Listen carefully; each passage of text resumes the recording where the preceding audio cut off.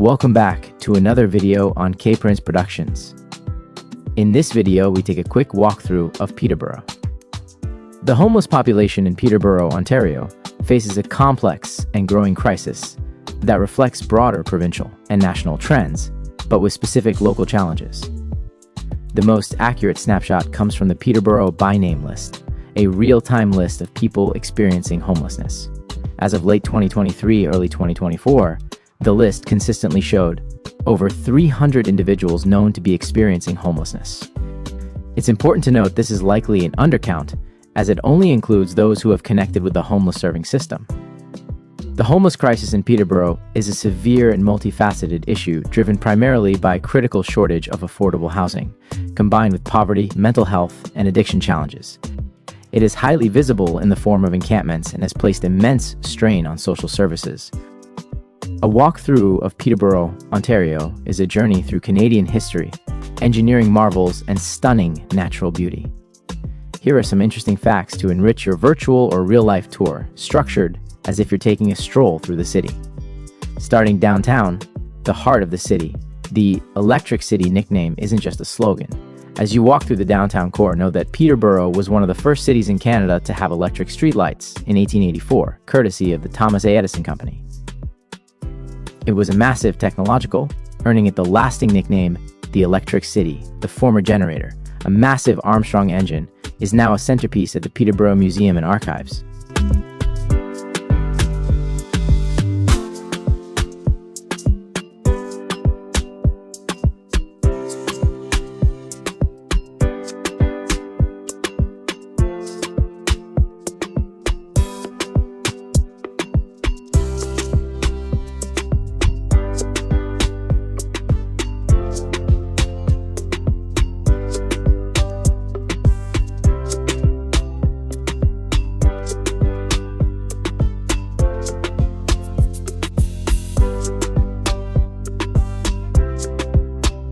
Canoeing capital with a world-class museum.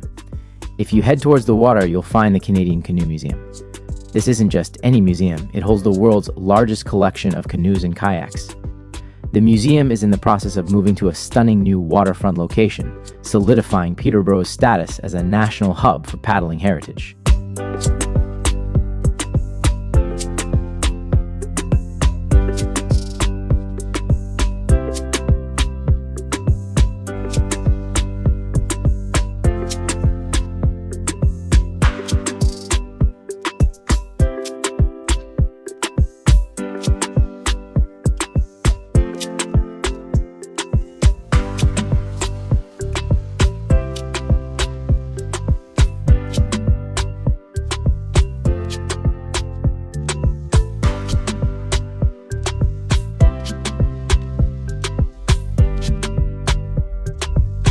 A city hall with a secret in its spire. Look up at the beautiful historic city hall built 1850. Its iconic clock tower and spire are a landmark. For decades, the tower contained a time capsule placed in 1967 for Canada's centennial. It was actually a copper box welded shut and mostly forgotten until it was rediscovered and opened during renovations in 2005, a fascinating peek into the city's past.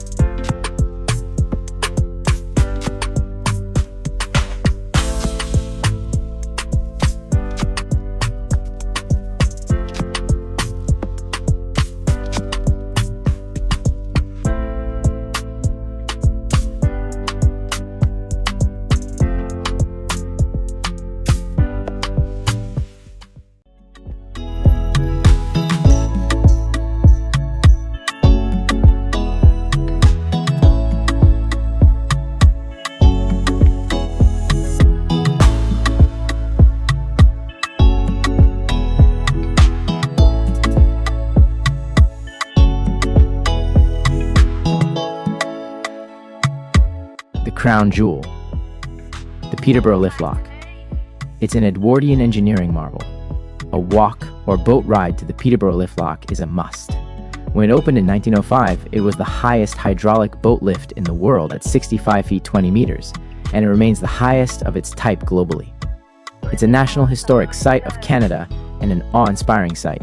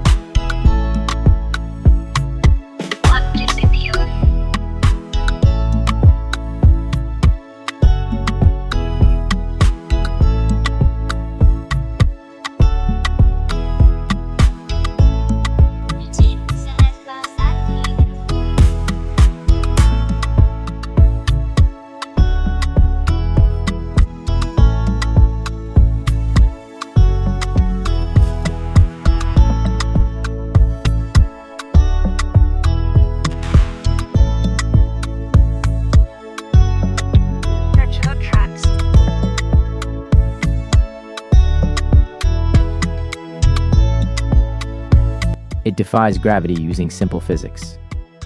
The most fascinating fact is how it works. The lift lock has two giant pans or caissons filled with water.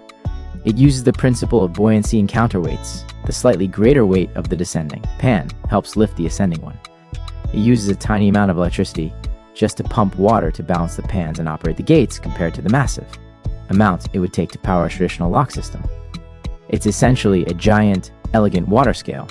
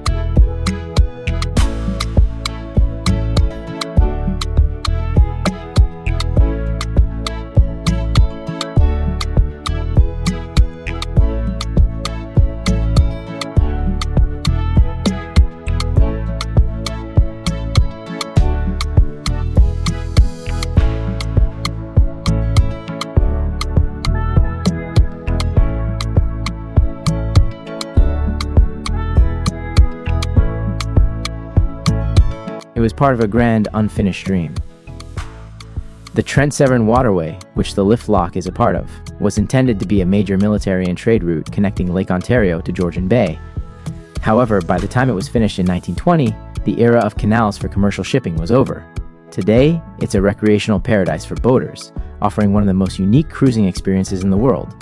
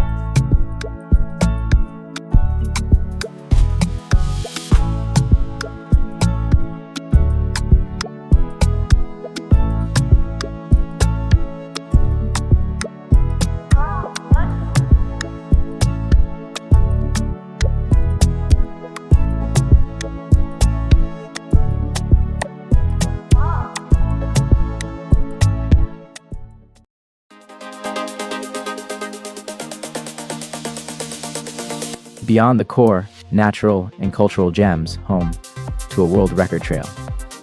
If your walk extends to the east, you might find sections of the Trans-Canada Trail.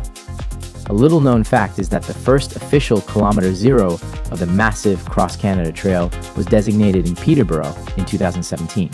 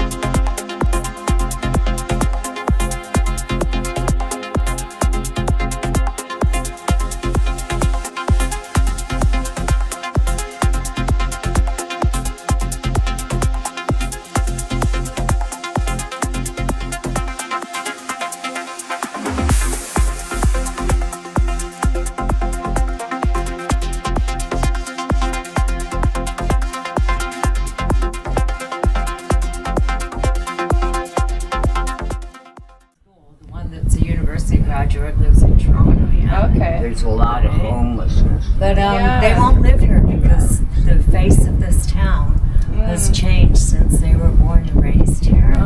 Like in their first generation settlers, right? Okay. So we know this is Turtle. Look at the bunny rabbit behind you. We know that this is Turtle Island, and my children know that, and we respect Indigenous land, and That's awesome. so on and so forth. But no, the So you- face of Peterborough has changed drastically.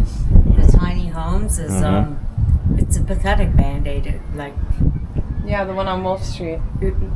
yes, Yeah. the one you see behind Tim Hortons. We went there, but it's all.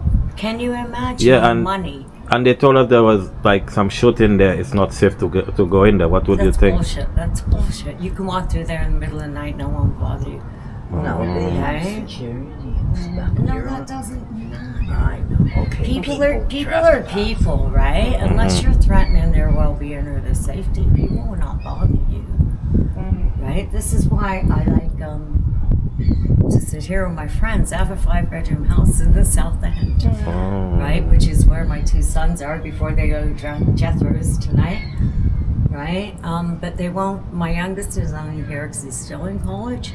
The oldest one is 27, and he won't live here. Right? Because it's not the town he grew up in. But you know, you let 2 million people in, right? And like I said, I'm a settler, so I have no right to have an opinion, right? Right? But then you build 3 million houses, Yeah. and you add so many more doctors and so on and so forth. Housing becomes unaffordable. Right? But I'll tell you something, and you hear all this, one more thing, this white rhetoric, right? About like, and I heard it like when I was knee-high to a pumpkin, you know, because I immigrated here right before my next birthday, right? About people coming and taking jobs. Can you tell me if this is the truth? 30 years ago when I took social work, they said if you don't open the floodgates to immigration, all baby boomers are aging out. We don't have enough people to fill the job.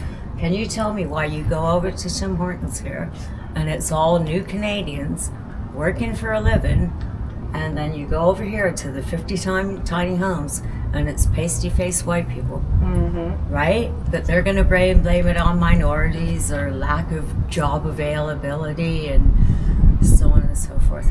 Anyway, there's my rant. Yeah.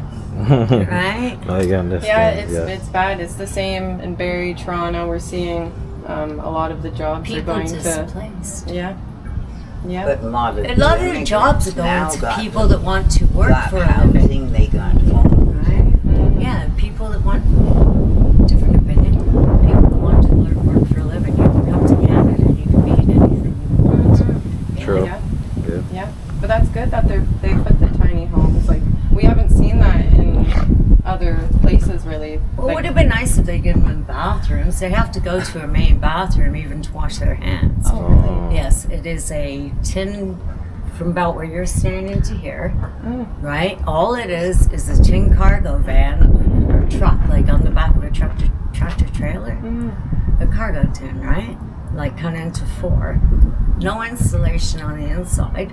You have a double bed, and then in the wall there's a heat and air conditioning unit. No running water. You do have electricity in the fridge, right? But no bathroom, no running water, etc., etc. Right? There's other communities that have tiny homes that are actually tiny homes. But in my opinion, it's still better than the, in the tent on the street. It is, You and know what let I me mean? tell you that my Yeah. friend's brother ended up there, and he ended up working for Safe Beds in Elizabeth Fry, and he got his own apartment, and it was the first success story out of there, yeah? Oh, wow. Right? So, That's good. like, it works, right? But, I mean, it can. It can also enable.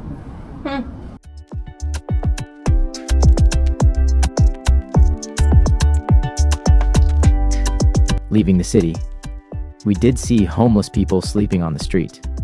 We hope things get better for everyone experiencing homelessness so they can have a better quality of life.